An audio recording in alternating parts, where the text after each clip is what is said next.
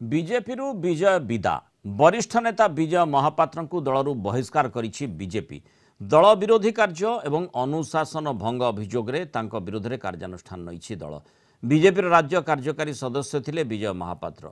चलित विधानसभा निर्वाचन में विजय पुओ अरविंद महापात्र पाटकुरा आसन बीजेडी टिकेट रे निर्वाचन लड़ुंट। सेपटे एक्शन पर प्रतिक्रिया रखिंट विजय।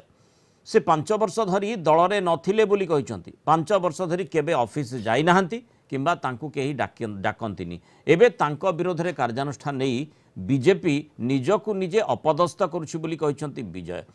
सेपरि बीजेपी राज्य कार्यकारी सदस्य शारदा प्रधान और एससी मोर्चा राज्य उपसभापति राकेश मल्लिक को दलरू बहिष्कार करा जायछि।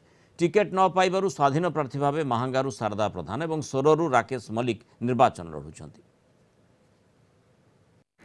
हठात के 5 वर्ष पर मन पड़ा मुझे बुझीपार मु तो 5 वर्ष जानी दल ना दलर ऑफिस के जाए दल वाला मत के डाकती हठात 5 वर्ष पर कहीं हठात निर्वाचन बेले कथा मन पड़ा बुझीपार जो मैंने पदक्षेप नौ से निजक निजे लोक हसा कर अरविंद महापात्र आज 2 मास गले ना नाई संवादपत्र मैंने कहते केत मास गले 2 मास गले 2 मास भर कौन मन पड़ ना मु तो पुओं 2 मास कम कर कौन समझ जान ना मु 5 वर्ष आनी पार्टी ऑफिस की जाए नहीं कौन समझते देखी ना मीडिया देखी लोक देखते समझते जानी